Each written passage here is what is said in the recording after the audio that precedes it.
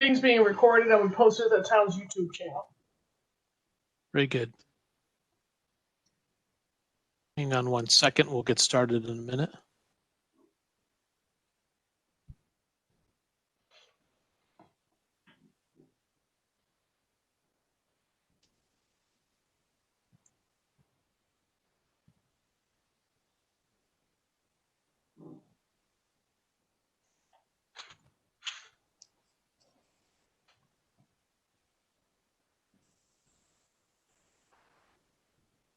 I'm still getting adjusted here. Hang on. This is Rich speaking.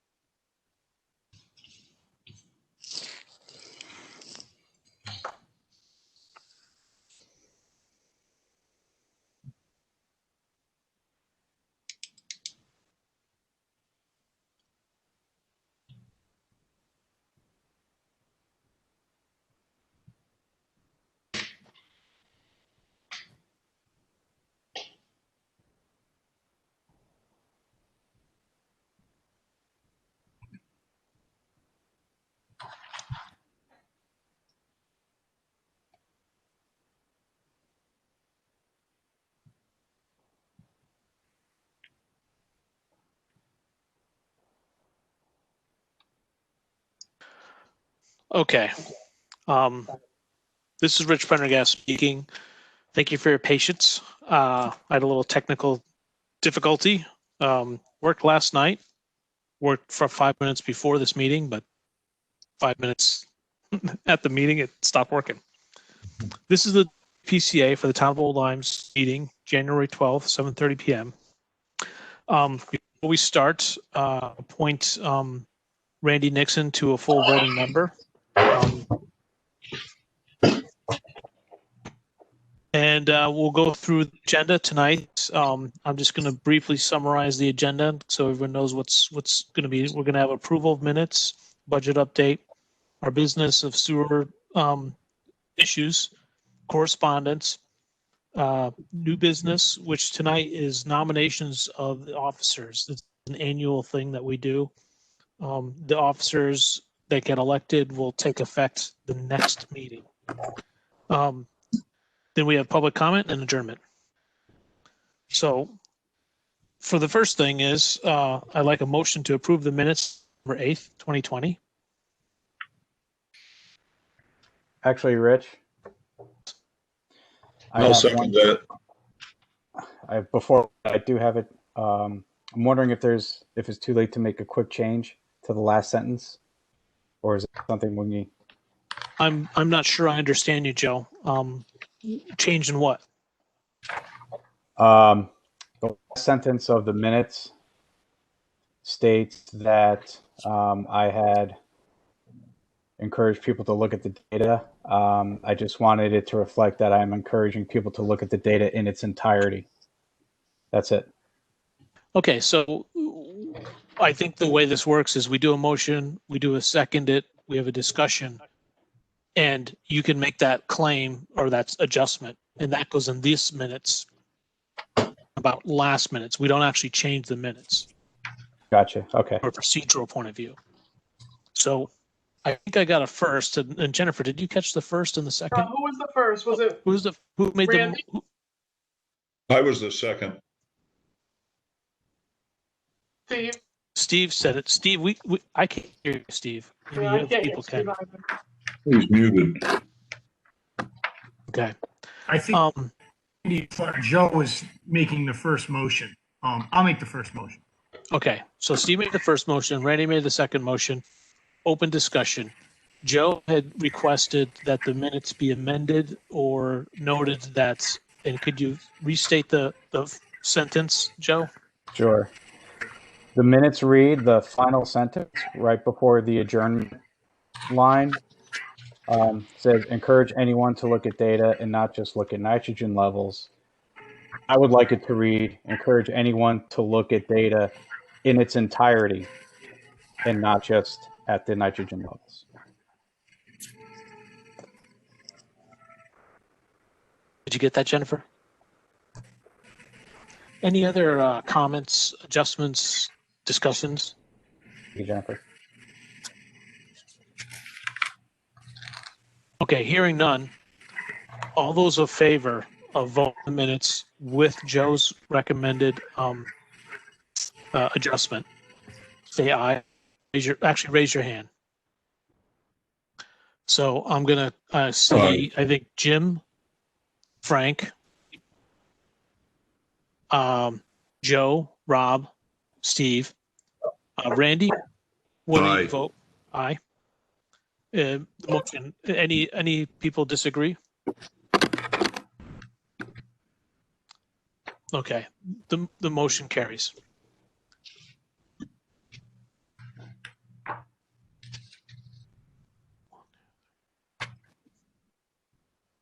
Okay, the next thing is the budget date and expenses. So this is a little bit more, well, maybe it's more complicated. I'd sent the WPCA members, and as we talked about in the previous meeting, we had some old invoices to resolve, legal invoices going back for multiple years. I did confirm with the town's financial director that we did make a payments to the town's to the I guess Beach Association's legal counsel for part of joining the co-sharing agreement. That invoice was multiple items, a couple of pages, and a total of $21,375. We also made benefit assessment payments to the consultants. As previously stated, there are additional payments for the town's legal, and I have not yet confirmed that those were paid. And some of those go back between what's called the carryover funds and what's called our current budget. But the net result is we have used 48%, well, we have 48% of our budget left. So we made expenditures of, let's see, $42,620 and have remaining $44,106. Oh, wait, excuse me. So we've spent $46,275.92. We have a remaining balance of $44,136.08. We have some legal expenses still coming. We have some postage expenses still coming. We have possibly some advertising, which is part of some of the legal expense, but it's what you have to pay to make notices. Still coming. And on the IMA, I'll talk more about a specific line item on that. So at this point, from the budget point of view, the budget item, are there any questions about the budget? Steve, go ahead. So out of the 40-something thousand that we've paid, we had carry forwards for a number of years on stuff that we haven't used. Did that money get used up? No, not all of it. But so the carryovers have a postage, which I hope will be used up, but it wasn't. So that's why I'm not sure if it was paid or not. And let me explain something that may be obvious to some people. The postage is paid, as I understand it, by the town, and then they come after the individual department to get the budget, that money out of it. So it's not as urgent as, let's say, a contractor who's going to charge us interest if we don't pay. Right. So while it's requested, I can't confirm it was done. So, but the idea is to use up past carryover funds that were, earmarked for that thing. And it should also be pointing out that you can't just use the money here and there, whatever you want. It has to be per the design. So postage for postage, legal for legal, that kind of thing. So when there's about 50% or 40 or 52% remaining, is that including this year's budget plus all the carryovers? That is included in this year's budget only. So in the carryovers, there's Let me rephrase 11, that, 12, Rich. 13. Have we spent any money out of this year's budget for legal? Yes. We Yes. have, okay. Is it 48% of this year's budget out of legal? Mm. Or is 48% I'm just trying to figure out, what do we have left in this year's budget for legal? Well, that's an easier question, Steve. We have 48% left. Yep. Did you hear me? So, yeah, so we've used all of our previous budgets and 52% of this year's budget paying legal. No, we've used 48. We have 48% of our existing budget. There are carryovers. That's an additional amount of money that we have not used because it's earmarked for certain things. Okay, I thought there was carryovers in legal. There is carryover in legal, and they're earmarked for legal, and that legal hasn't come up yet. So the IMA in New London, there's a $10,000 carryover that's earmarked for that. We have not yet paid it. Okay, I must be missing something, but I won't take it up here. I won't take everyone's time up here. It sounds like you want to be the treasurer. Something to consider. No, it's not. I'm just confused. That's all. All right, that's okay. That's what this is for. It's asking questions. I don't know how the carryovers work. I guess I thought that they were first and then started hitting our budget. So I'm just going to project what maybe you're thinking. If you put in some money for a request, you think the carriers would be used first. What I have to do, I have to request, or the WPC request, pay this invoice, and we tell the director what bucket to come from. We tell her from the carryovers. Yeah. So the thing is, and we've done that, it's just, and the carryovers are talking about $1,000 here, $1,000 here, $1,000 here. Then there's a legal of $11,430. Right. And that was put in because we thought we'd be further along on certain items. And that's approved by the town. That's why it's there. That's why you can't just go and change it and use it for whatever you want. So when that bill comes due, we're going to request pay this invoice or cut this check from that carryover budget. And some of the carryover budget gets to the point where you say, okay, we're not going to use it. Like there's posted. Yeah. Just abandon it. Right. And it'll go in the next year's budget because it was an overage. Right. Does that help? Okay. Yeah, sure. Okay. Yeah.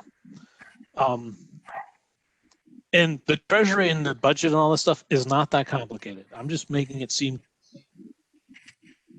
So don't anyone think they can't do the job for that. Any other questions about the budget?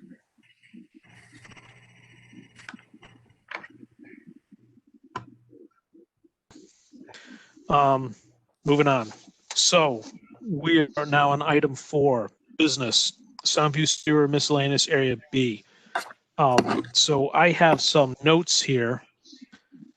The cost sharing agreement with the IMAs, East Lyme and New London. I'm going to speak to New London, and then I'll hand the mic over to Frank to see if he has any comments about East Lyme. Let me adjust something on my computer screen. 1 second.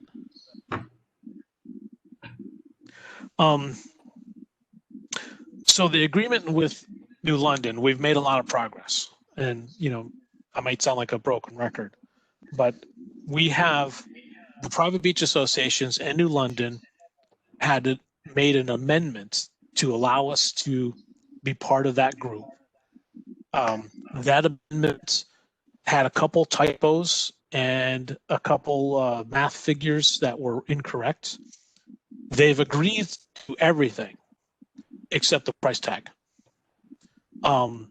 We thought we had an understanding of that price tag, and now we don't.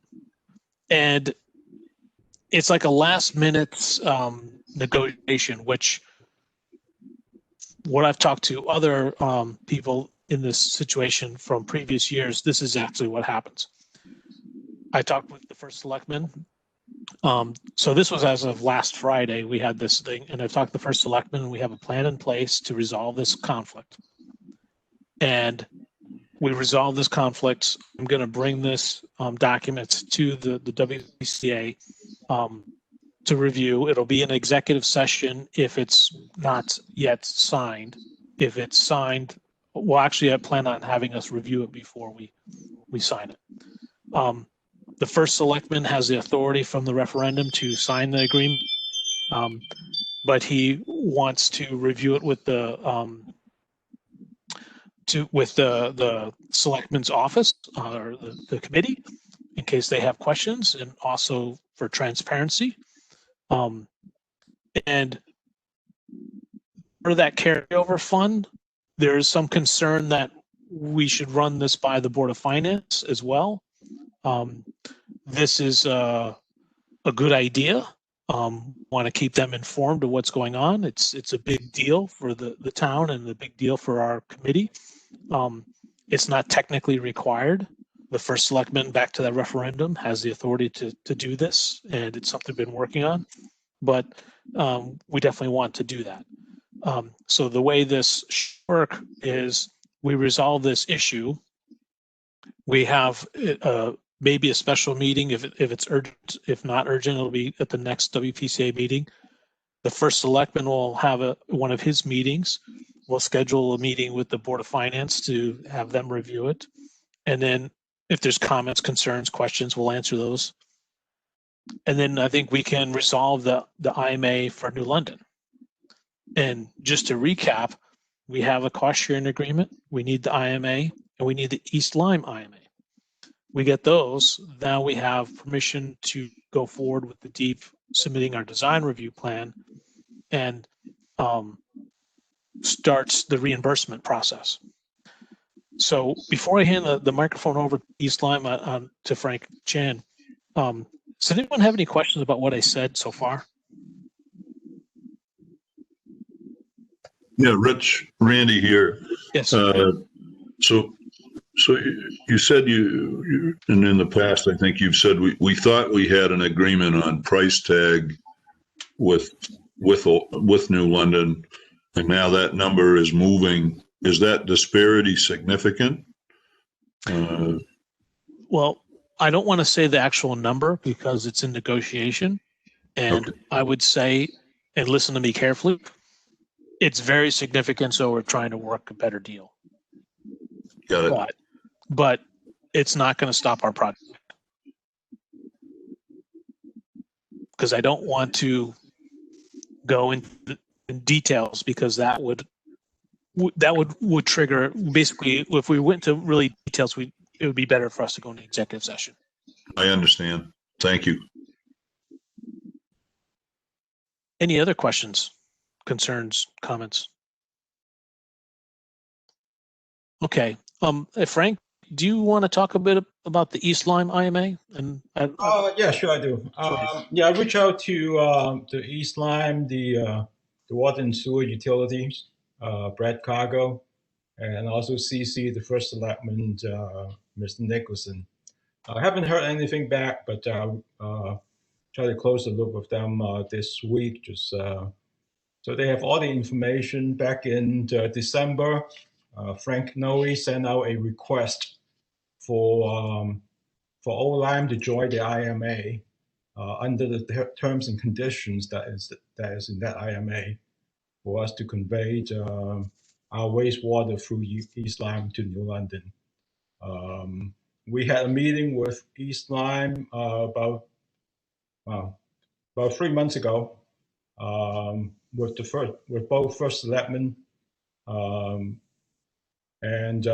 they agreed to all the terms, and I don't see any issues on this one, either on the price or on the schedule or in the disagreement.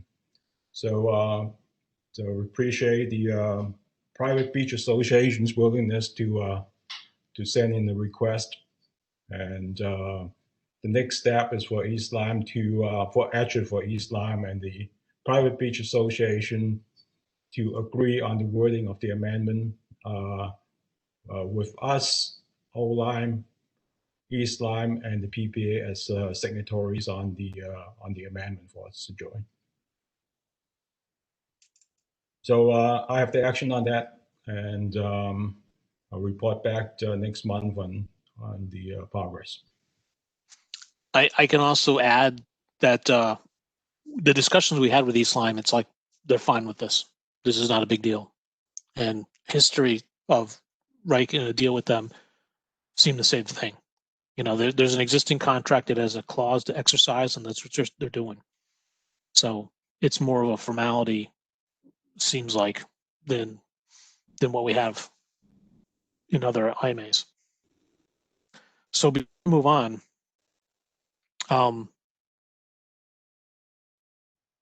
I guess that's it, unless there's questions.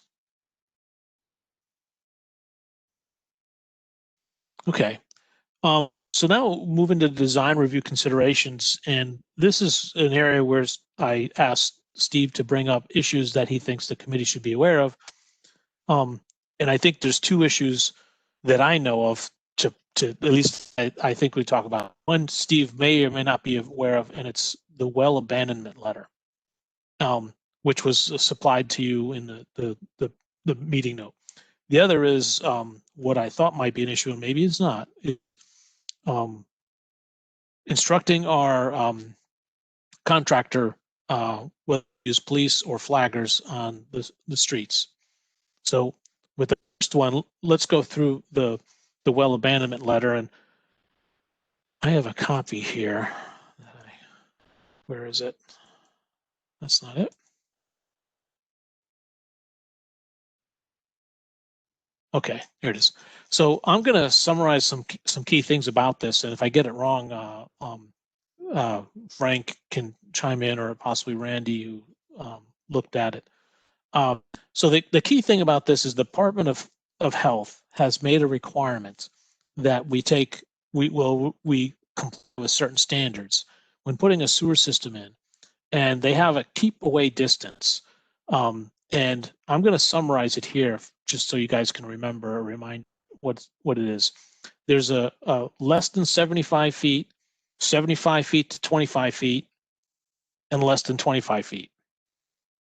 The less than 75 to 25 feet or less than 75 feet requires any the sewer pipes to be higher construction, higher cost construction, where they're gasketed and sealed, a little bit more expensive, and even double sleeved.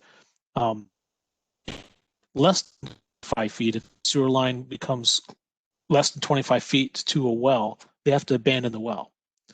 And this letter's purpose is to basically inform those residents in the project area that have a well within these distances to abandon their well. This is the similar letter that the private beach associations have sent out. And it's not something that any of us wanted to do. We thought original plan for the sewers, they had this, and the Department of Health was in the meeting and talked about it, and didn't seem to be a problem. Now it's a big problem that we have to resolve. Talking with the Department of Environmental Energy Protection, the DEEP, will make the final decision over the Department of Public Health. And what they've instructed us to do, and I had a discussion even recently, is to write this letter, make our best efforts to identify and mitigate any risks. This letter also goes on to explain how significant the cost is. And the summary is there's 15 wells that are located within 75 feet.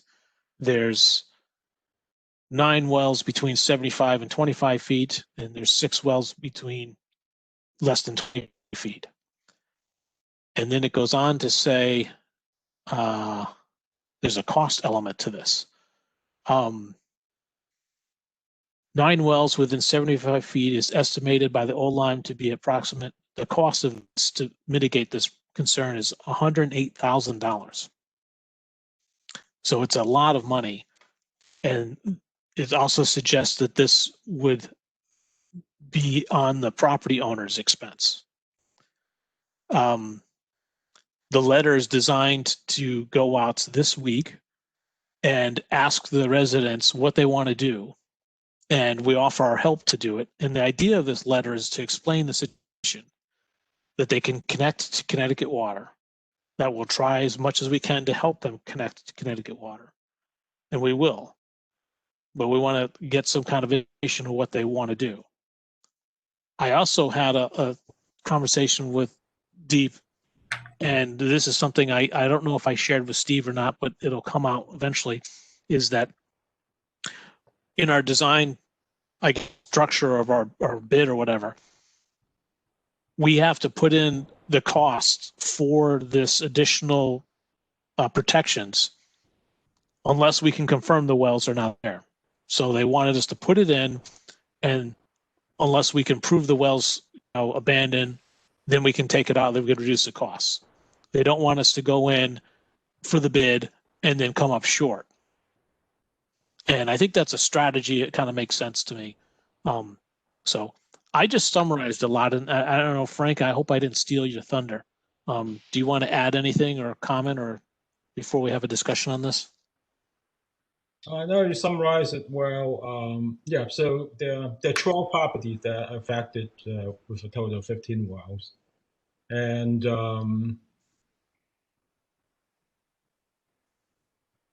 I think it's prudent to I think it's a good strategy to bid in, to formulate the request for bid as if that we have to do the extra protection. I mean, it's always better to reduce the cost later than try to find extra money. Okay. Any comments by WPCA members? Okay, so I think Steve went up first and Jim second. So Steve? I have several comments to that. One is the way it's handled usually in a bid is that the engineer will estimate the amount of feet per linear feet in its bid as a unit price per linear foot. So it would be included in the bid as a linear foot price. And if it falls less than the linear foot price, if it falls less than the linear foot, if you do zero, then all that money goes back into the coffers. If you use half, then half goes.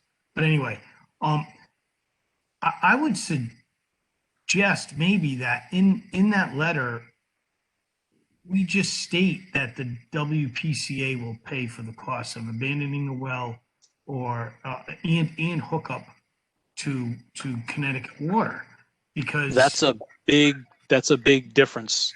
So that's something we got to debate. I understand that, but in the long run, it's cheaper. In the long run, it's cheaper to hook them up than it is to abandon a well. I just abandoned a whole bunch of wells out in Guilford. It's $6 a foot plus the fee. The average well was about $600 to $700 to abandon. To hook up to Connecticut Water, I know the fee is $750 to Connecticut Water, and then you hook them into the house. I would imagine there's no ledge here, so it's just sand with a meter pit. The average was about $4,000 to $5,000 a connection. You're looking at $75,000 if everyone at 15 houses at $5,000. It's will be cheaper in the long run, for sure. It will be cheaper. Well, that's assuming have no reason. that's assuming no that the well, so the feedback from the private beach associations that have already done this somewhat, they have mixed results. there's some people that are not abandoning their well, and they're in discussions. And the private beach associations are anyone that abandons the well or doesn't abandon their well. If they don't abandon their well, the additional costs are being put on that homeowner to go with a sewer that's sleeved and gasketed and all that stuff. So I don't know what to do, but it's a big thing to say that we're gonna fund that, because what we're really saying is we're putting it into the project cost, and then are we putting it back onto that resident, or are we putting it to all residents? Well, spreading it, obviously it's being spread out throughout the whole residence. But who benefits? Who pays for the excess costs to sleeve the pipe? It would be everyone. So why wouldn't we? Well, that's what you're suggesting. That's not necessarily what happens. I mean, we have to structure it, right? I mean, I'm under the opinion, and I don't have any legal basis for this at all, but I'm under the opinion that the project will have to pay for the sleeving, not the individual owner, because now if it was an existing well that was illegal, that's a gray area. But if it's a well that's legal right now, and we want to put something through there, and we tell the person you have to abandon your well, or we have to sleeve it, or you're going to have to pay for our sleeve, I don't see how that's enforceable. It's existing. We're the ones that are. Well, that the Department of Health could. The well's not potable. You can't use it. They have authority. From what indications is they're not going to do that. What they're going to do is say, use a sewer project. You got to convince the homeowners to switch. So they have the authority to do that, and we as a WPCA maybe have the authority. I don't know. But the private associations, I can tell you, their letters are pretty aggressive. But Rich, I've had this discussion with other people. There's a huge difference between public and private work. They are a private association. They can almost do whatever they want. I still doubt, however, that clean water funds would I believe that I don't think it's legal for them to put something in as a WPCA through someone's property and then tell the person you have to change. It would be a drain pipe, a drain line going down the street where we tell the guy, listen, you got to remove that drain line because we want to put our sewer pipe there. It doesn't make any sense. There's another scenario. First off, we're not lawyers. There's another scenario that if we add costs and we have to manage the cost, that's the cost appropriated to a resident is beyond the benefit that they get, which means that they don't have to pay anymore. So, we have to be careful of that. So there's multiple elements on this. And I don't know if it's legal or not. I do know the private beach associations are determined and said they're doing it. Now, they could be that they're private and we're different. That could be. And well, I guess that's that. So I don't know. I mean, you know what? Maybe I don't know if this is. Well, Steve, do you have any more to comment on? Because there's a couple other people that want to talk about it. I don't know if it's the same issue or not. Yeah, no, I certainly want to hear other people. We're still having a discussion, so we can come back to it too. So, Jim, did you have something that you wanted to ask? Yeah, more of a question, a little bit of a comment. Reading the letter, it talks about the Connecticut General Statutes, reference B, permit the private wells to be used for irrigation as long as they're physically and permanently disconnected from the internal plumbing. would it be feasible that in attachment 2 to add a line 3 that allows them to check that decision? What do you mean allows them to check that decision? Well, they've got two choices, line 1, line 2, whether it's 25 feet or In the response. Yeah. you know, No, so there's line 2. It says retain the use of my well water and agree to pay additional charges. So I see what you're saying, that there may be an adjustment. Frank, do you understand what he's saying? Yes, I do. I think that's a very good comment. I think, yeah, we need to. it allows them an out where they can still keep their well as long as it's disconnected from the house's potable water for irrigation. But they do need to get connected water because without potable water. Right. They're not gonna have water, so they would need to connect to kinetic water. This is Randy. Just Frank and Rich and I worked on this letter, and at the moment, the way I understand the language that we put together, it's basically saying if you don't abandon your well and go on Connecticut water, if you're not compliant with the state regulation, and you don't go on, you have two options. You go on Connecticut water, or if you don't, then this additional, double containment of the piping needs to happen both for your sewer connection lateral to your dwelling and for some distance in the connecting line, the main line in the street.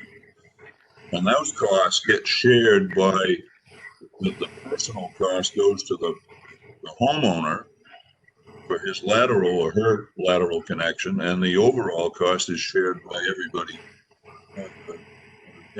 that's connected to the system. So I think what Steve is saying is if they go with the water, the WPCA should pay for that. That is different. But that's very different than what our intent was in the letter. And perhaps the right thing to do is to get some legal weigh-in on that before we go around in circles. It's a good question.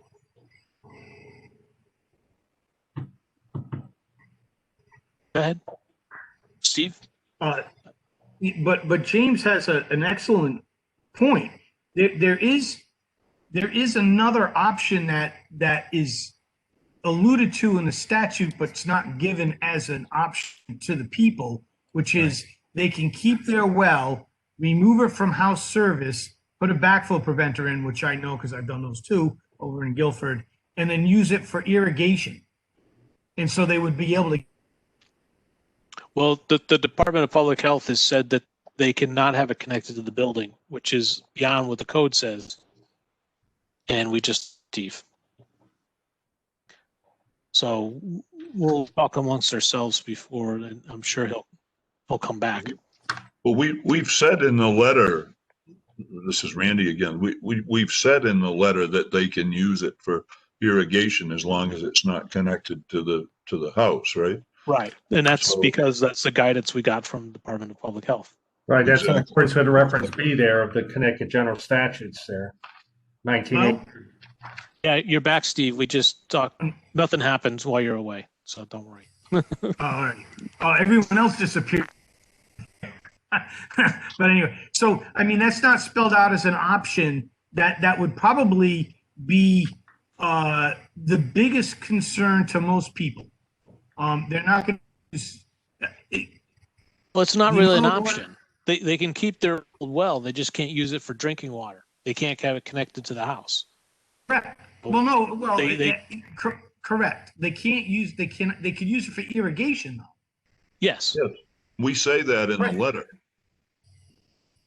It's the Connecticut statute, but the options at the bottom of your well and incur these costs or abandon your well. Hey, Steve, I'll fix the options. That was an oversight on my part. Well, point there. I want to just give credit where credit's due. I mean, it's a very good. Yes. It's a strong point. Because Well, it's a most cost- people it's a cost- are concerned it's a about cost watering their water and paying connected water. Right, it's a cost savings to the homeowner. Right. I'm good with that, but that doesn't change the point of what you were saying, Steve, about the WPCA paying for their connection to Connecticut Water. So that's the big issue. I would, if it's $108,000 estimate to do that work, in the whole scheme of things, I'm surprised it's not more. But it's $108,000 and there's 15 wells that we're talking about. And I would think that the average price would be between $4,000 and $5,000. It's cheaper to pay to have them hook up to Connecticut water. But I mean, that's a WPCA decision, but I don't know how anyone can Well, then look at their neighbor. And I don't know how anyone could look at their neighbor at that point and say, well, I can't do it because I can't afford it. And it takes away a lot of reasons why you wouldn't do it. That's all I'm saying. So I was going to summarize some things, but I'll be quiet. Rob, did you want to say something? Actually, I've got a couple of questions and a couple of things on the letter. The first, the $108,000, that is just the force main, so that is not actually the laterals also. Is that correct? That's protecting that is not the laterals. So if they keep their well, we have to spend more money on the sewer pipe going through it, I think. Right, Frank? That's correct. That's correct, I believe, Frank. And Yeah, Rich. The 108,000 is just the force main, not the laterals. Yes, sir. That's correct. But we don't pay for the laterals. No, I understand that, Steve. My point is that the letter should actually, if we're going to break that, if we're not saying it, or we should say something like that in the letter, that the individual is going to pay more for their lateral because that's going to have the special joints and sleeving possibly. You know, so they do have a cost directly to them if they leave their well. So, you know, and I know it's hard to phrase, but somehow we might need to. I thought we still said that in the letter. The laterals, it's actually, I got a comment on that early on. The laterals mentioned in the second paragraph, but when the cost is discussed in that paragraph, $108,000, it's not so clear that the lateral is on there. Sort of related to that, is there actually a third pipe that that doesn't get mentioned here, which is actually the gravity trunk line? Does that need special protection too if it's within 75 feet? Yes. Yes, I think so. Yes. So we had this discussion that the forced main, which is pressurized, that makes a lot of sense. You got to seal that. And then they said, no, it's pressurized in the gravity. And they're like, why do you have to pressurize the gravity? And Department of Public Health said, because. Right. Well, so we may need to, is there a cost for that? That's the gravity trunk line that's not in this $108,000 and also needs to be included in the text. Well, the forced and the gravity is included in that number. The lateral is not. Okay. And in the text in the second paragraph, we need to actually mention this third pipe, I think, in some fashion. And that actually goes to another thing I got, that in that second paragraph, the second and third sentences don't read right. It's almost like somebody wanted to mention the gravity trunk line, but it doesn't come together right. And two sentences need to be revised a little bit. The sentence 2 reads, the sewer force main, which will run along Portland Avenue north to Shore Road, Route 156, period. And the which will run along it's not a sentence. There's something wrong with it. So, What page are we on? second paragraph of the entire letter. So it starts with construction of the Soundview Sewer Project will commence in 2021. The sewer force main, which will run along Portland Avenue north to Shore Road 156. Is that the sentence? Yeah, because it just ends with a period and it doesn't say what's happening. It's almost like it needs to be and the period needs to be removed and say and the new sewer service lateral piping to homes, cross out the next mention of force main, will be constructed from. And it would read better.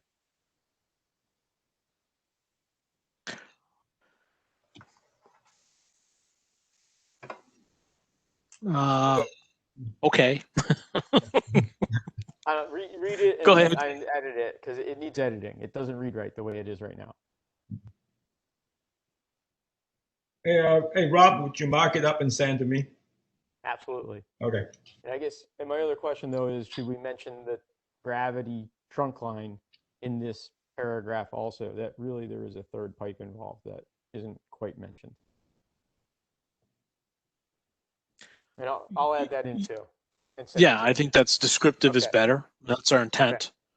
The intent of this, the action was to notify residents of this, and we still have a central question that Steve raised, I think. Department of Public Health and Deep said, and this is after many discussions with them, what they're going to do. We have to make every effort to convince people or persuade or whatever, or tell them to in their wells. And some of the wells have to be abandoned. And since the sewer project pipe has to go in, because we have an administration order, it's going in. Some of those wells are going to get abandoned, the ones that are 25 feet away. But the central question is, how do we assist? How much do we do a financial assist and then, convert that, spread it across the whole thing? And I don't know, maybe tonight's not the night, but it's coming, so we're supposed to, get this out. Go ahead. I think Steve was going to say something. He's muted. He's muted. Can I make a suggestion? Should we maybe discuss this in the task force meeting and bring something to the board at the next meeting?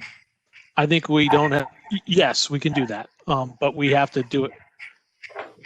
I understand we have to do it quickly because you should also know that the private beach associations on the forced main, they're not going to wait. They're going to approach the residents themselves. And their response is the residents pay for it. And that's on road. So I want to lead versus follow, Okay, so then I think the next step is someone mentioned it, maybe it was Randy or maybe it was James. We have to contact legal to see if we can tell them, listen, you're going to pay for it if you don't go through it. We can do that, and I can arrange legal if someone wants specific, I try and draft it. The thing is, that is very difficult answer to come up with from legal. But we have legal, we have town legal services that do land use stuff. Just, I don't know if they're going to come up with an answer. I mean, that's clear. If you knew that we couldn't charge for any of this work, my decision certainly would be my suggestion and my thoughts would be have the WPCA pay for the abandonment of the wells and do it. But if the homeowner's in charge, then it really isn't much of a concern. If we can charge the individuals that have the wells, then it's really not a burden to the rest of the community. Well, I keep their wells, and so they would pay for it. So it matters on who's paying for it. To me, it matters on who's paying for it and what we say. I don't think you can say you're going to pay for it if they legally don't have to pay for it. If someone's going to get forced to abandon their well, you don't think they're going to get? Do I have to? Or if they say I'm not abandoning my well's legal, it's pre-existing, and now they want me to cover $10,000 of pipe that no one else has to cover because I have a well that they're going past? I think that's probably. So the scenario is legally. this. The scenario is this. If we present them this case, like a hypothetical person, and we pay for the additional construction costs and put it into the entire project so they can keep their Yep. well, and we spread that across everything, that person is maybe happy, maybe not, I don't know. And the rest of the residents have to pay an additional cost because that person wanted to keep their well. If Yeah. we pay for the well to get converted, the rest of the residents pay for, we spread that cost over and the rest of the residents pay for that as well. But The it's only thing with that less. second option is someone may want to get a new well anyways. And now they basically get the project to pay for it. You can't I'm get just a new thinking- well. What do Yeah, you mean a they're new they're getting a new well, which is called Connecticut Water. That's what I meant. well? I know people well- that have wells that they don't like the wells because they sent in things to the WPCA saying my well's terrible and, can you get me Connecticut Water? If you remember back years ago, they were pushing us to combine this project with Right. Connecticut Water. So, but I mean, so either way, we're talking about paying for it. No, either way, unless you can directly charge the homeowner, the community, the WPCA that we represent, it is going to pay for it. And so I we would can pick the we cheaper of the can two legally options. we can legally charge the homeowner for the construction costs of the sewers, and we can do a specific all different types of things. The only limit we have is it has to benefit that homeowner. Yeah, And no, we don't want to here's- just say we can just charge anything willy-nilly, and that's not fair. It's not what we want to do. Well, But we here- legally can here's do where- that. I don't know if you can legally charge individuals different amounts. Yes, we is what absolutely I'm can. saying. We absolutely can. We absolutely can. We can set up districts, and the districts can be one house, 50 houses, 20 houses. And the reason why the law exists to allow that is because, let's say there's a pocket of houses far away from something else, and it costs more to do that. So Yeah. it's possible. It's legal. I'm not saying I want to do it, but the legal question I thought you were talking about, can we force people to abandon their wells? Well, let No, me, the legal- That the we legal can't, question- I don't think, but The legal question I have is if there's an existing well and there are construction costs that would be incurred because the person keeps a legal existing well, can we charge the person that has the well money? Because if he that's the wouldn't legal abandon it? question, the answer is yes. That I is would- an absolute would 100%. I would get good legal advice on that because I do I not have believe ancient legal advice, from when we first started this. From you There's remember no, Attorney there's Andrew no, Lord? there's no existing domain. You have a well. I have a well in my yard. You're going by with the sewer and you're going to make me pay more because I want to keep my well? We're paying it's not about the well. It's the sewer construction costs. Yeah, you're going to make me pay more for my sewer than anyone else because my existing well interferes with your construction. Yes, we could do that legally. If that's your question, That's my question. I would like to see that from, maybe you have some records that you can show me. I do. guess. I You do. don't have to- They're you don't way have to prove back. it to everyone. You They're don't have way to prove back. it to anyone, but I find it difficult to believe that would be. hey, gentlemen, Yes. just if I may, I have to believe that there's precedent somewhere in the state where sewers have been put in a town that didn't have pre-existing sewers where this issue has been dealt with. I don't know if going to to the town lawyer. I guess that's the route we take, but the town's attorney. But if we go to can't we ask the deep people if they've encountered this situation before and what the legal decision was in terms of who was financially accountable? Because what we're saying right now is that the homeowners with these wells that need to be abandoned because they don't meet state requirements either have to pay more money for the sewer that goes by and connects to their house, or they've got to pay for connecting to Connecticut water, right? Those are the two options that we're saying, and we're assuming that the individual is going to pay for that. Steve's question is, can we legally do that? I have to believe there's a precedent for that. And if we were to ask the DEP if they've encountered that before, at least we could find out what that precedent was without spending a lot of legal time and money wrangling. Well, in the beginning of this process, this DEEP has a benefit assessment or cost recovery method document, and it mentions specific statutes that the WPCA is allowed to do. And our attorney at that point, and it was tough to get him to come up with saying stuff, is to absolutely have the ability to come multiple methods of cost recovery. So we can't bill them to abandon their well, but we can bill them, the resident, if the costs are more, and we come up with that method. We currently don't have that in our plans. So I could forward this to Steve if you'd like.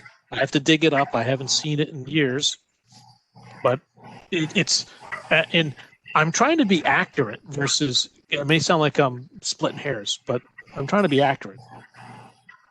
And I don't know, maybe this is, it's a moot point.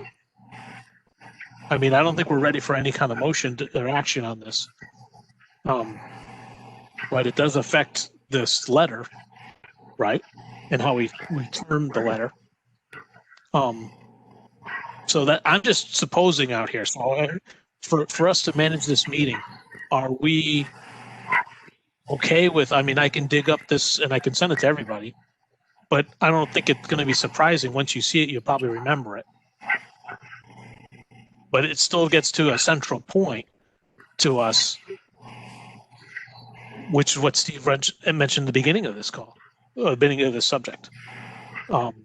Do we encourage residents by spreading that cost over the whole project? Because if they refuse, we have to spread it over the whole project. If they agree, maybe that makes it easier. I don't know. I mean, generally, I would think that it's better for them to have Connecticut water from a public safety point of view, long term. Because, I don't know, my opinion, public water, it's tested regularly, it has professionals looking at it. A well water, you look at it, you use it, you don't even think about it. I mean, how many people tested a well every month? Probably no one. Once a year, maybe. So I can take the action, send in the legal part. We can transfer this topic further discussion in the design task force. But I'm thinking if we're going to say that we're going to fund this, it has to be a decision of the WPCA. I'm thinking that. Anyone have a comment?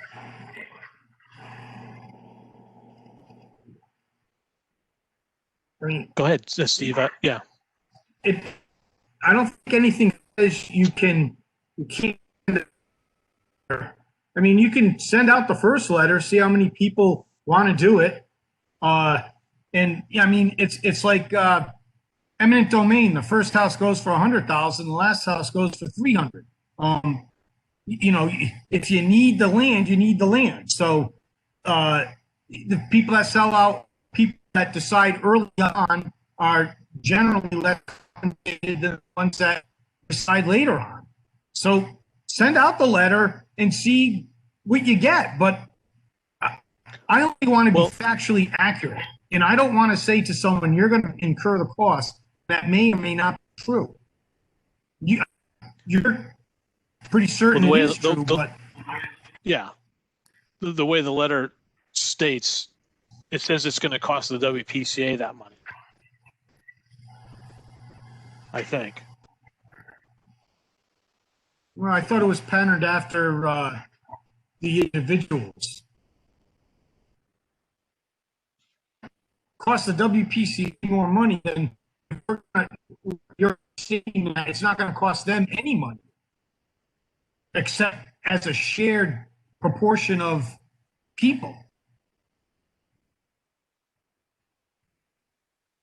I understood the intent of the letter, and maybe we didn't word. Rob has good points on the clarity of the letter. The draft that we pulled together, the intent, as I understood it, was that let's assume these people didn't want to abandon their well, then the cost of double containment of the lateral connection would belong to the dwelling owner, and the cost for Yes, that's for what it the- does say. right, So- and the cost for the force main and the main gravity main in the street, collection system in the street, would be shared across the whole system by the users. That's the way I understood it. Well, the second page, the top paragraph says property owners would pay. And that was the intent. And that was following the letter. We softened the letter that the private beach associations were using Right. Yes, a lot. yes, we did. And so if we are 100% sure we can state whatever says in that letter, then it's fine.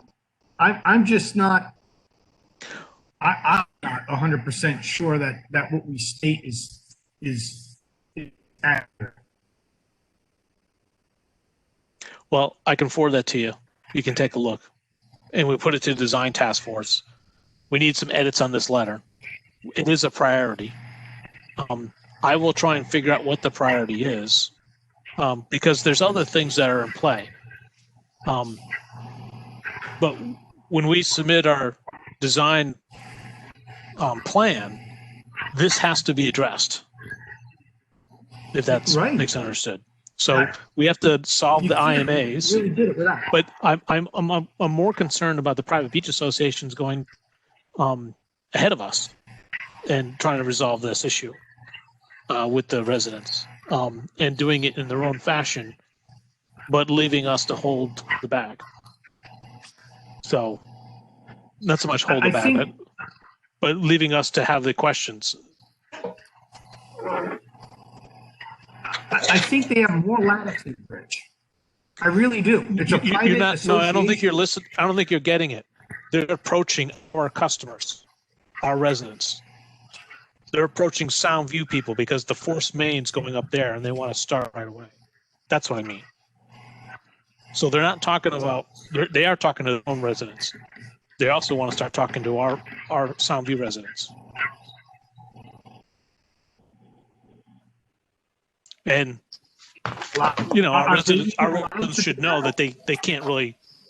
We're the ones that control our Soundview neighborhood, not them. Right. So But it doesn't mean that they can't start and say stuff, though.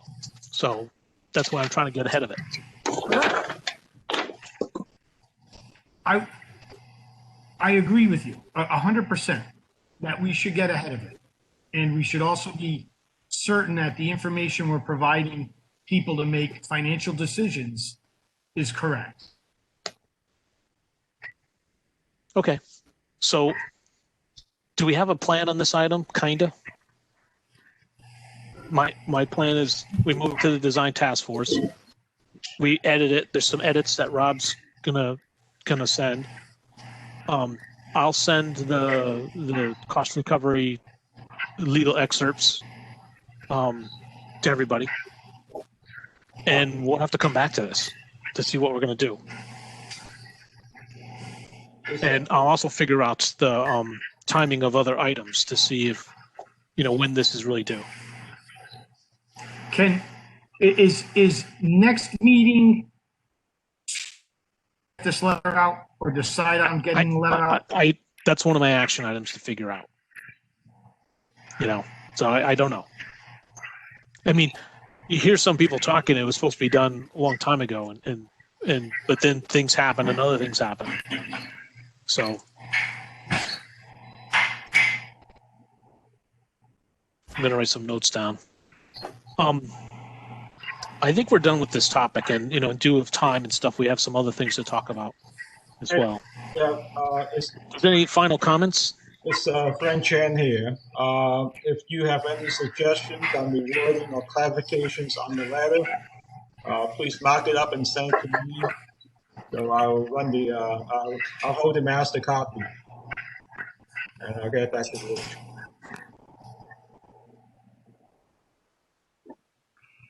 So if I don't hear it from you, I assume that you don't have any comments. So mark up your copy, send it back to me. All right. Final comments on this? Okay. The next item, I thought, and Steve, I'll defer to you if you want to bring it up or not, if it's ready to bring up. There's a discussion about using professional flaggers or police department. Yes. And, well, go ahead, Steve. Okay, so. Do you want me to give you my idea of what's going, or do you want to take it? Well, let me just go through a little. Sure. So this was brought up because the gentleman at the last meeting said there was an established traffic control plan for when Connecticut Water put in their water pipe. And so all I did was call up Tim Griswold and ask him for the plan. Tim said, well, why don't we have a meeting? We had a meeting and the police were there, and basically there was no established traffic control plan for Connecticut Water. Basically asked could do this. So there was nothing written down. There was but in that meeting, several things were discussed. One was that the police prefer to be on site as a public safety issue. They charge $75 an hour. A private traffic officer, will charge 55. It's the prevailing rate. It'll be $55 to $57 an hour. So it's about $20 to $18 more. If it's a year project at 2,000 hours, it would be $40,000 added to the total cost if used that for every day for a year. It's not a request, the way I it, the roads are going to be detoured. We discussed, oh yeah, you could detour down this road and do this work and detour. So it's not like you're going to have passing traffic through a lot of this construction. Do I think there's a need for? I think we have to have passing traffic. I think that's part of the requirement. Town ordinance. We can excavate up to half of the road. But okay, go ahead. I'm sorry. Unless it's detoured. If you can detour around the whole thing. You can detour around the whole block, and you have to still allow emergency vehicle access. But you don't have to have passing traffic. But regardless, the police indicated that they wanted to be the ones that control traffic control. I said, well, if it's detoured, you almost don't need any traffic control except for emergency situations or whatnot. They said, well, we were the traffic controllers when Connecticut Water was doing it. We prefer it that way. I asked if it was a town ordinance. They said no. In City of Middletown, it's a town ordinance. You hire police officers. That's it. If they can't show up, you're allowed flaggers. But otherwise, you have to hire police first. Here, there's no such ordinance. We can do whatever we want to do. However, mind you that the police have to approve the traffic control plans. They're the ones responsible for public safety. And so,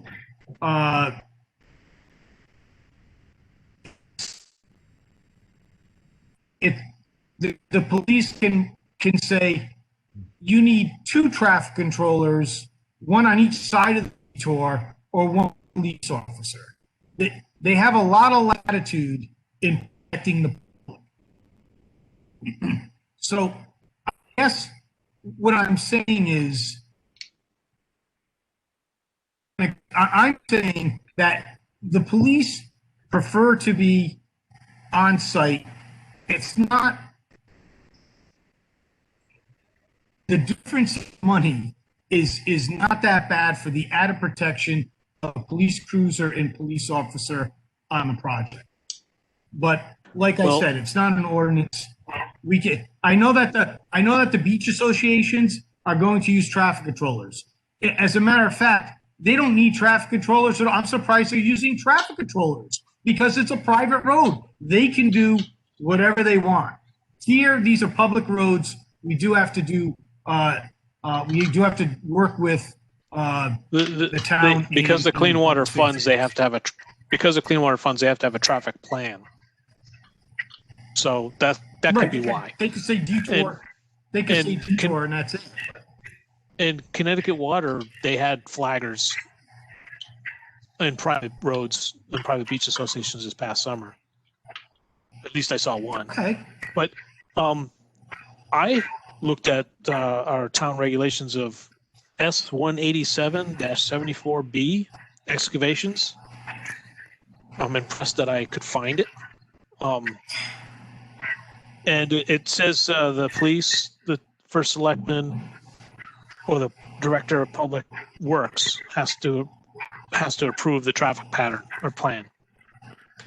But where I fall on this, or my opinion is, and this is probably not popular with me with the police department, is these side roads, the speed limit is 25 miles an hour, and police to me is an overkill. The state road, yes.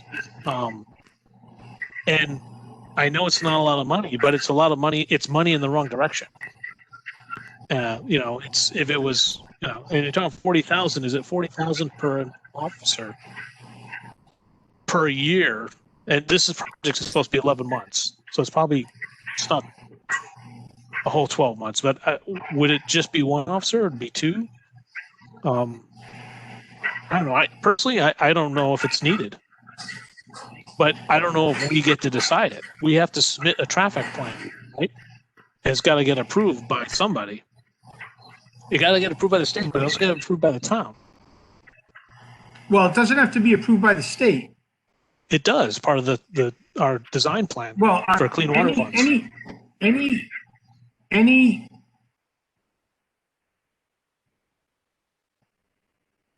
I've never had traffic control stuff approved by the state. It's been approved by the engineer. Maybe he gets approval from the state first. On 156, it's going to have to be approved by the Department of Transportation, and there are regulations that do exactly what has to go on there. There's no deviance from 156. There'll be a cop on one side, cop on the other. There'll be signs every 100 feet or 200 feet, depending on what the speed limit is. And it's a set pattern. There's no deviation on the DOT road. So 156 is done.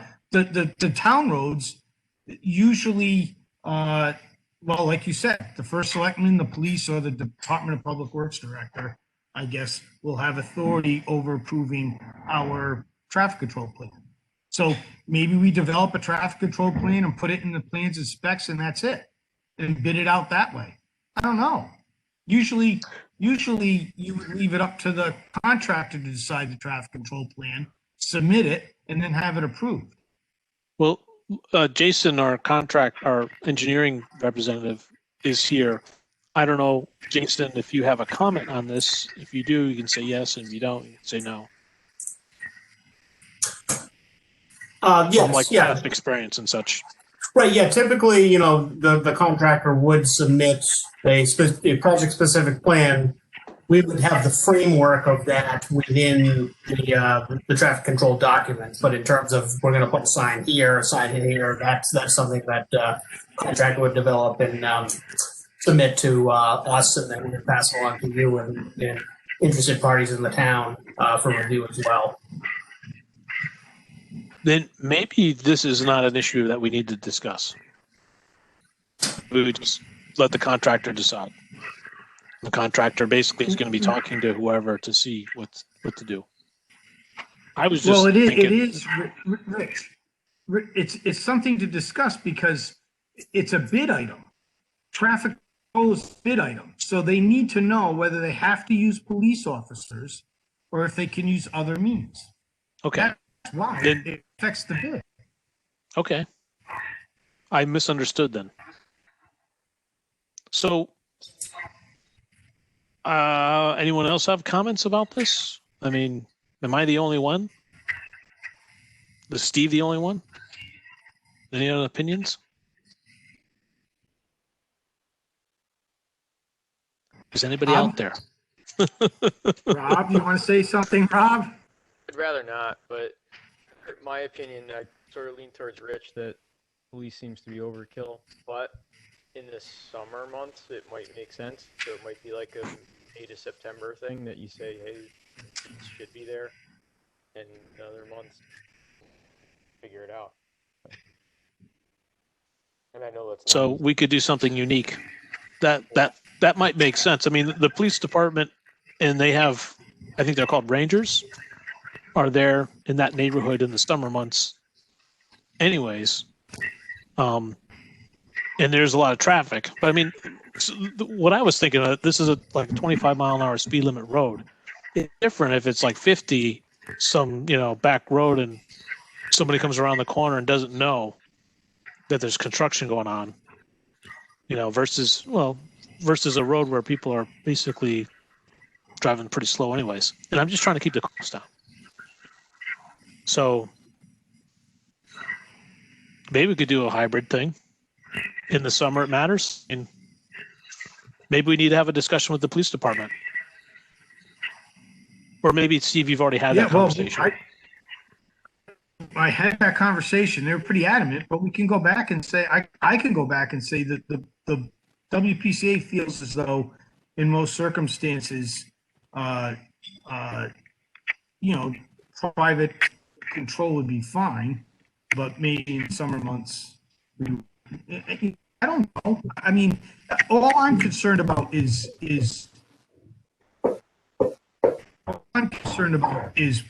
having something bid and then getting a change order because they can't do the way it was bid.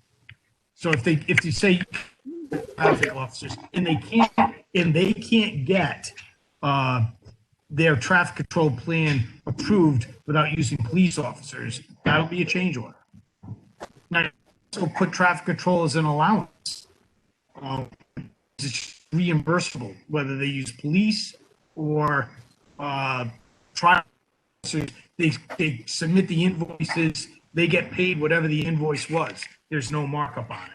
It's an allowance item in the bid, and you just set aside $100,000 for traffic control, and they use whoever or whomever they need to, and it's drawn down until that's it. They make no money on it. And there are a lot of instances where there are a lot of allowances in contracts. I mean, it's not unusual. Traffic control is usually.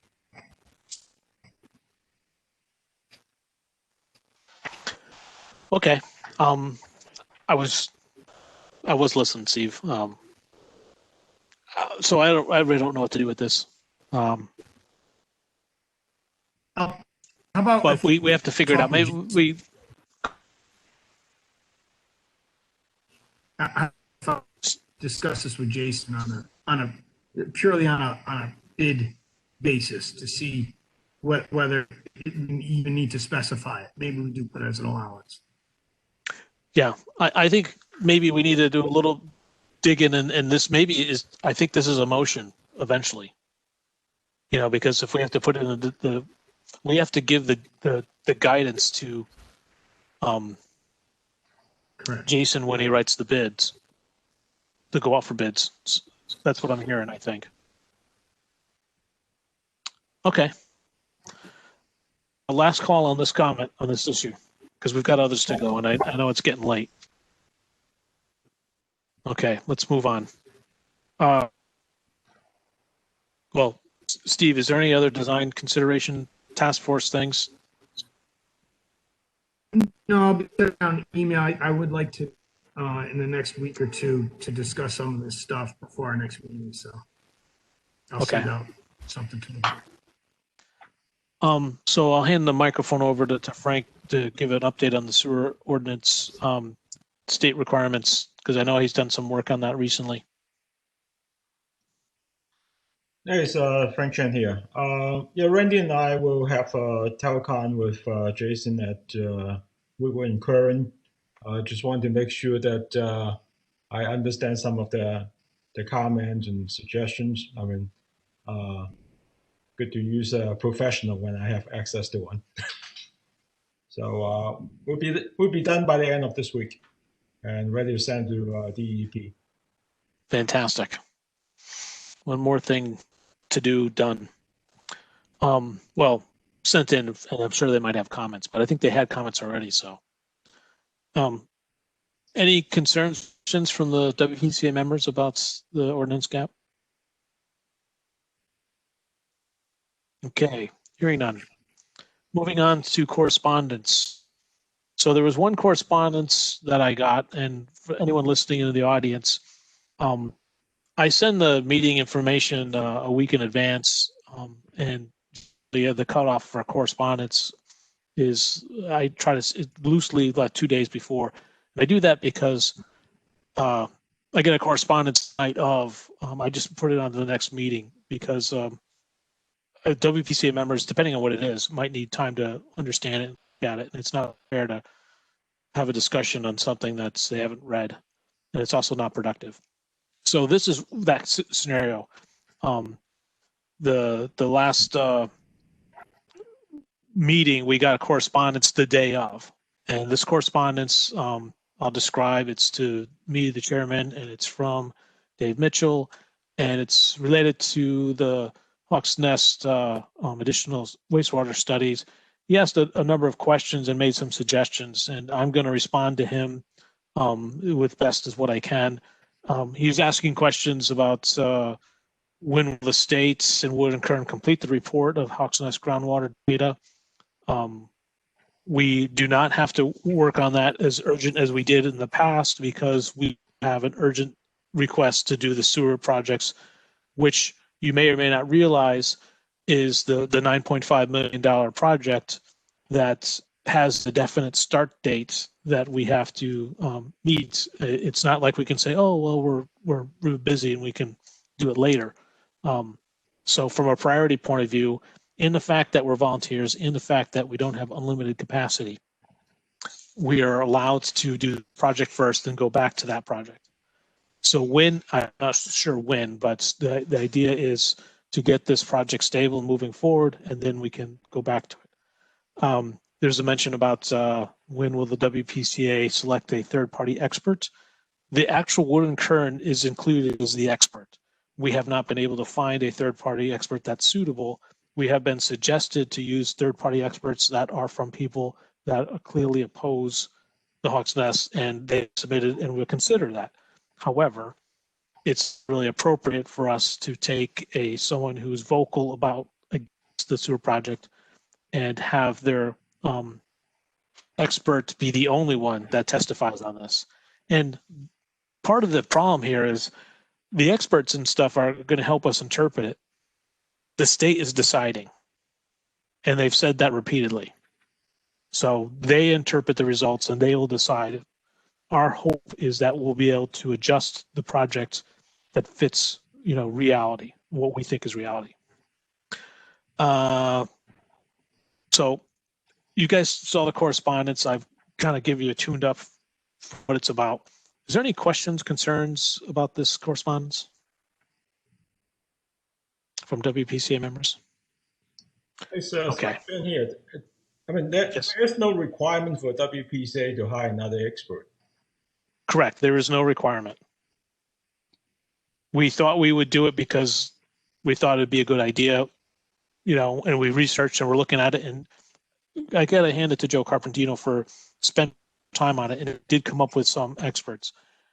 it's just, we're busy doing other things. And you know, this meeting is 2 hours, an hour and a half. There's a whole bunch of stuff that goes on beyond this meeting to try to get this thing going on. This is like a full-time professional job right now, and it's not really supposed to be, I think. So I'm, you know, full out, and some other members are working as well. Anyways, any other comments before I move on?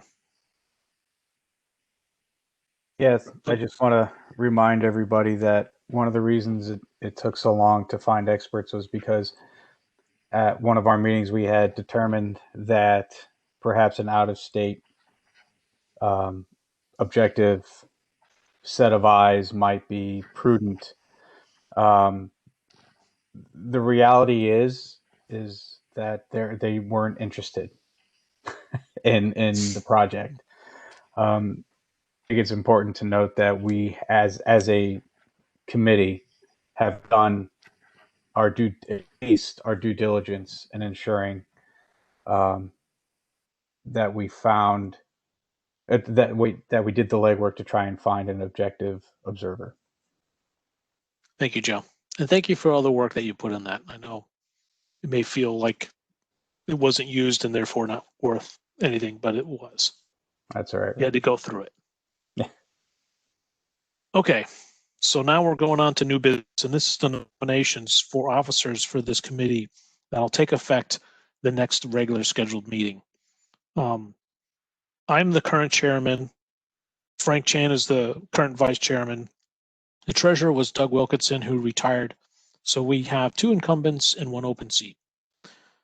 The way this election should work is we'll do a nomination for one to be that position, a seconded open discussion. I will handle the vice chair and the treasurer, and ask Frank if you could handle the chair position. That way I recuse myself. I don't know if Frank's accepted another nomination, but I hope he does. And I don't know who else was in here. There are some members that are not attending tonight that had wanted or talked about being a treasurer. And I don't think it's right for us to nominate someone who's not here because we don't know if they accept the nomination or not. So that's the framing of this. Before we get started, does anyone have any questions? Missing your chance to get a treasurer, Rich. Yeah, maybe. Anybody who leaves now is safe? Everybody leaves. I hope not. Okay. So I'm going to start with the vice chair. Can I get a nomination for vice chair?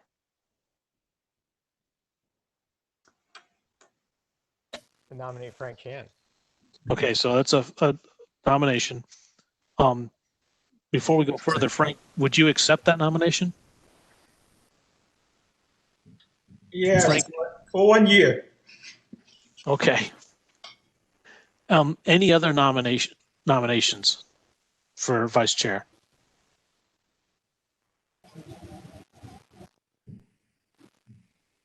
Okay, I'm going to close the nominations. Can I have a second to nominate Frank Chan as a vice chair? I'll second that. James seconded it. Open discussion. Anyone want to say bad stuff about Frank or good stuff about Frank? I'm kidding. Okay. All those in favor of Frank Chan for vice chair for another year, say aye or actually raise your hand and I can count it. So Jim, Joe, Steve, Rob. Frank, I don't think you can vote. You should recuse yourself. Randy, Aye. what was your vote? Aye? Okay, aye. Any of those against? Frank? Okay. So the nomination carries. Frank Chan, you're the vice chair of WPCA for Town of Old Lyme for another year. Congratulations. So at this point, I'd ask Frank if you could take over, if you could stop celebrating for a moment and take over for the nominations for the chairman. And I'm going to recuse myself from voting if There's it happens to be that. question here. I would like to nominate Rich Prendergast as chairman of WPCA for another year.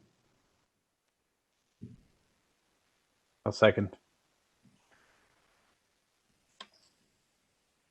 Discussions? Okay, hearing none. Let's take a vote. Oh, I think Steve, Hold on, there was one.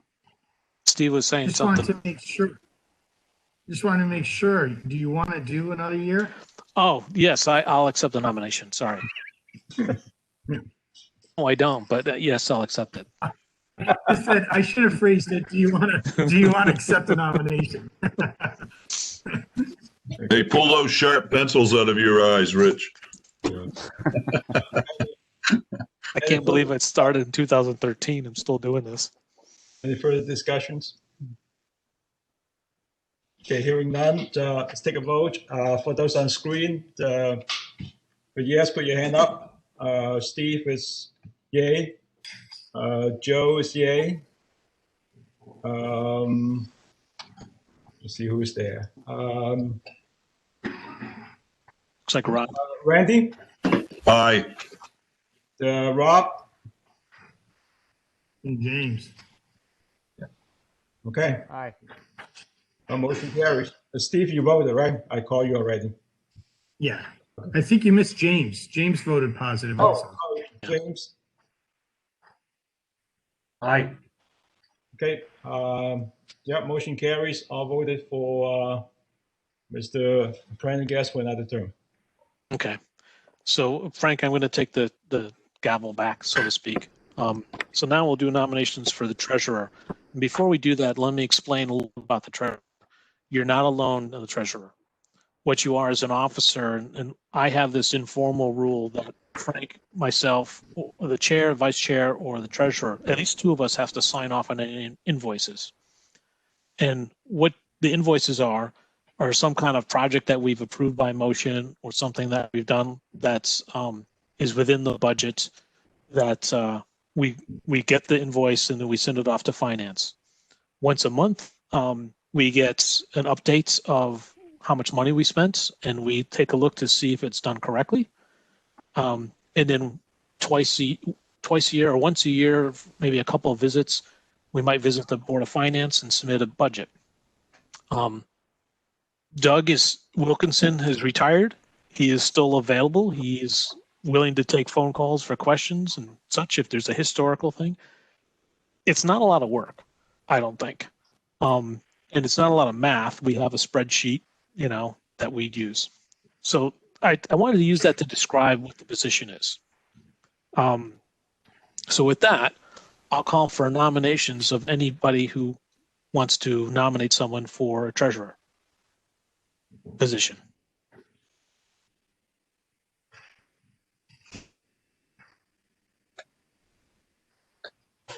I can nominate someone. Way to encourage someone to nominate someone else.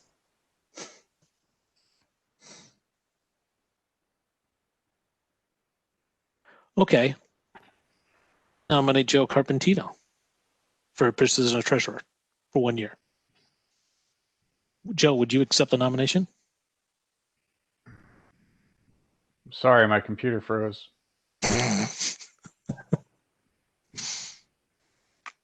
That's not an answer. Yes. Thank you, Joe. It won't be painful. Any other nominations?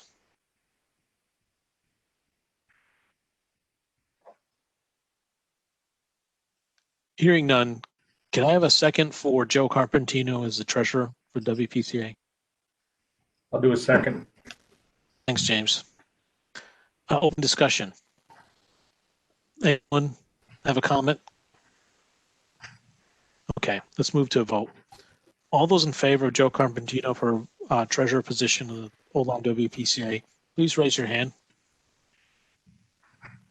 Well, I have Hank Chan, James, Rob, Steve. Randy, how do you vote? Yes or no? Aye. Excellent.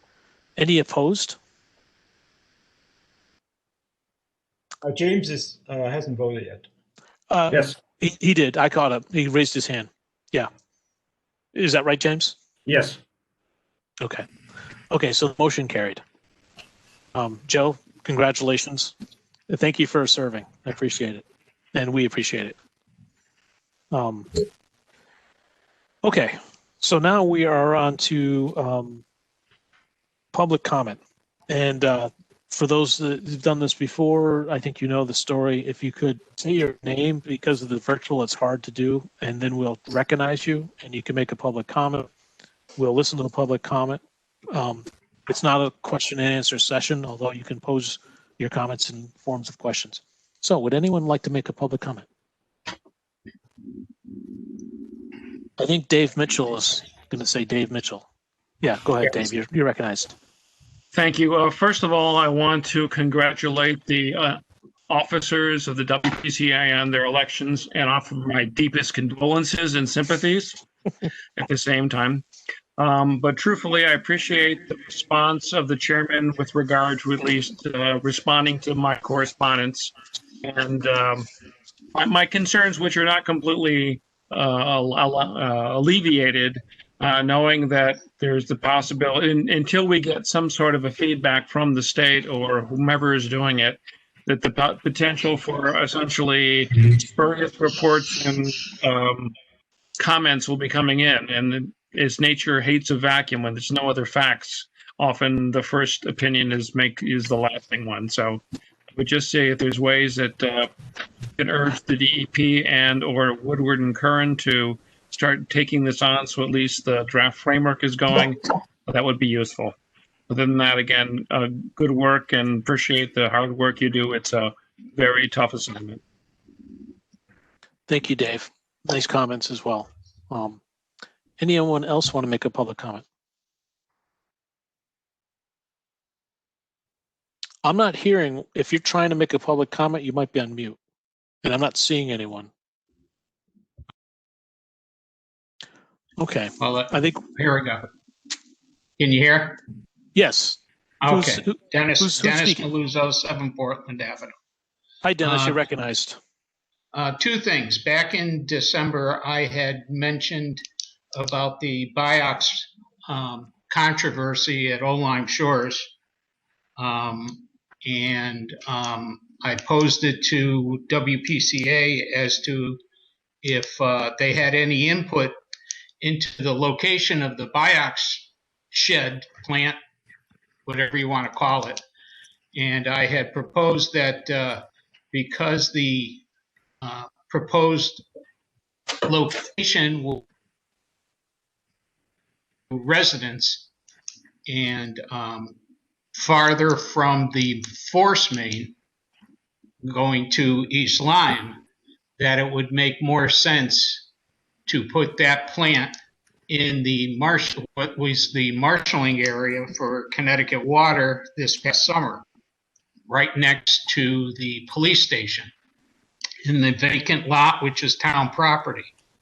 Now, this is also a municipal system, so I figured there would have been a faster response to do it there instead of where Mr. Noy had proposed at Oline Shores. When I was growing up in the south end of Hartford, there's a situation that us Italians do follow the money. And if in fact a project is going someplace where there's a lot of controversy, somebody's hand is getting greased. And I don't know what it is, but I don't know why they would want to upset residents when they don't have to. That was number one. Number two is your 75 feet. Where is the pipe going to be? In the middle of the road?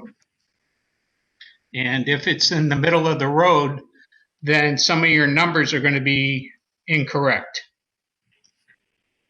Because there's probably 4 houses on Portland Avenue where the wells are in the backyard.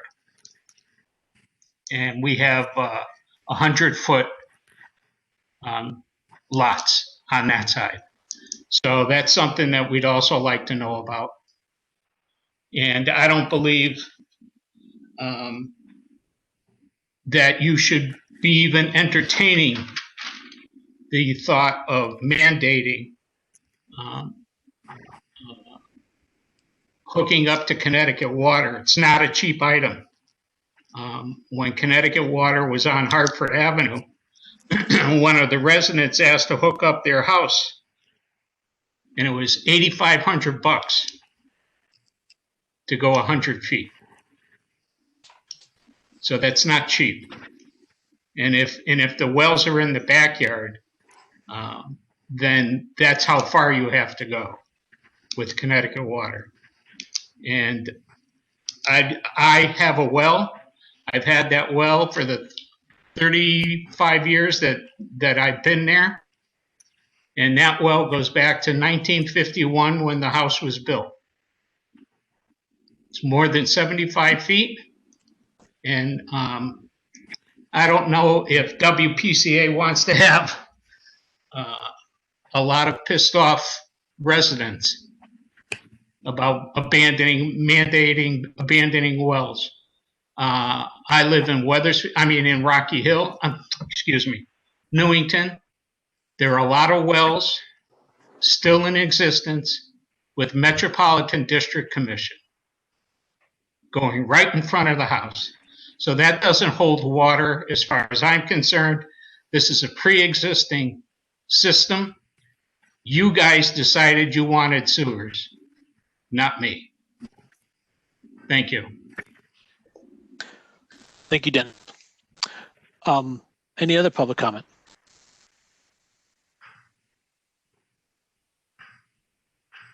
Okay. Public comment session is closed.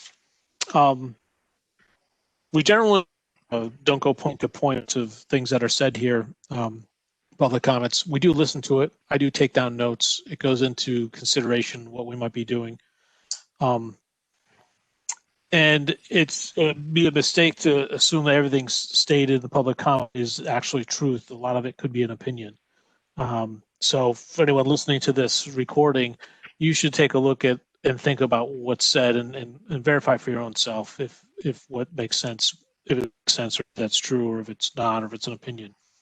Does anyone of the WPCA committee want to make a comment beyond Steve? Go ahead.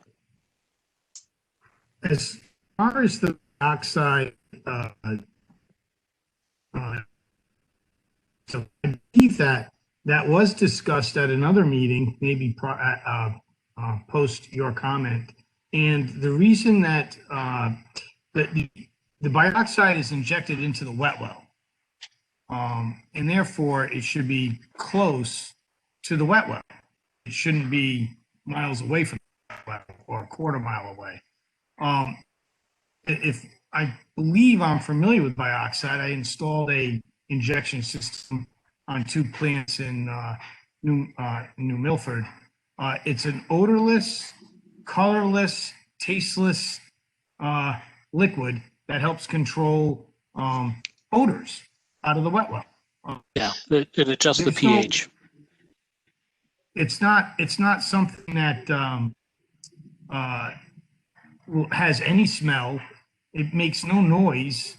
It's just in a building in a tank, and mine was an open tank. I guess this is a building, and it's just slowly injected into the wet well. I don't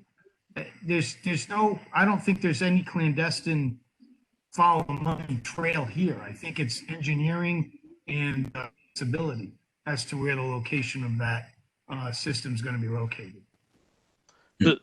I will add that the location, the public comment session is closed, but the location is can't be at the wet well because of the flood zone and the cost of doing that. So they put it further away. The question was, do they put it in what I call the old ball fields of Oldham Shores or to the police department? You may or may not know, last night their application, the Old Colony Beach, Old Lyme Shores application, to put it there, along with some other items to do their sewer project, was been debated by the zoning commission and approved. So, you know, and we did have inputs, I'll say that, of the location and so forth, but it is already approved. So, does any other WPCA members want to make a comment on this public comment session?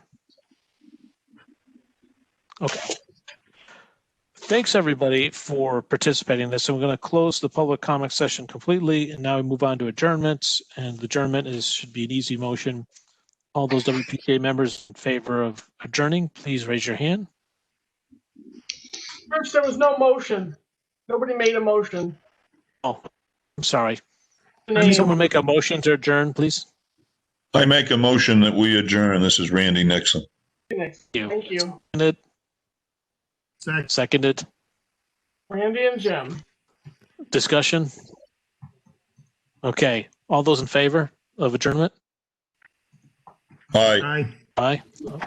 Okay. Motion carried. Thanks, everybody. You have the rest of the night off. Good night, everybody, and thanks everyone. for your See ya. participation. Thanks, All folks. right. Bye.